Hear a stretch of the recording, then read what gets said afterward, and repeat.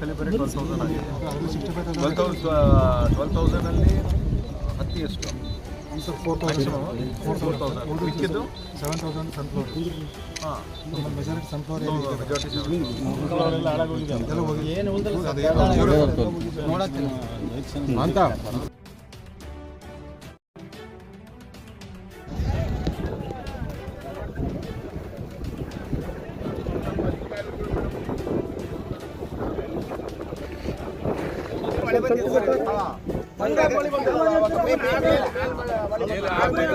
ಮಳೆ ಬಂದ್ಮೇಲೆ ಇದು ಬಿತ್ತಿದೆ ಸರ್.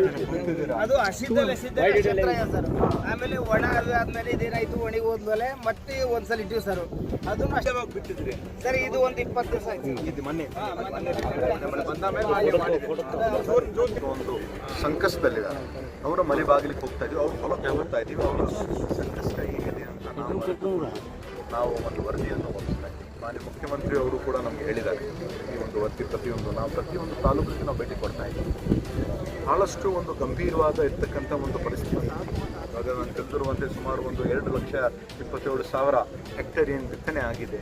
ಅದರಲ್ಲಿ ಹತ್ತಿ ಸುಮಾರು 1,60,000 ಬಿತ್ತನೆ ಆಗಿದೆ. ಅದು ಬಿಟ್ಟರೆ ಸೂರ್ಯಕಾಂತಿ ಆಗಿರ್ಬೋದು, ತೊಗರಿ ಆಗಿರ್ಬೋದು 90% ನಷ್ಟ ಆಗಿದೆ.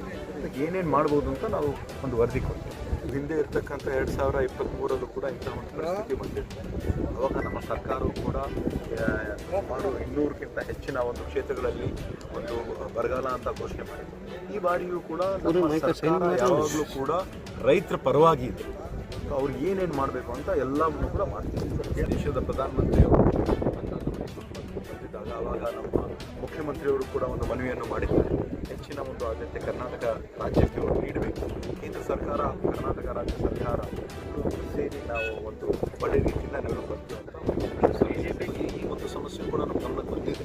ಬಹುಶಃ ಎಲ್ಲ ಇನ್ಶೂರೆನ್ಸ್ ಕಂಪನಿಯವರಿಗೆ ನಾವು ಸಂದರ್ಭದಲ್ಲಿ ಭೇಟಿಯಾಗಿ ರೈತರಿಗೆ ಅನುಕೂಲ ಆಗ್ತಕ್ಕಂಥ ಒಂದು ಸರಳೀಕರಣ ಮಾಡಬೇಕು ಅಂತ ಉದ್ದೇಶ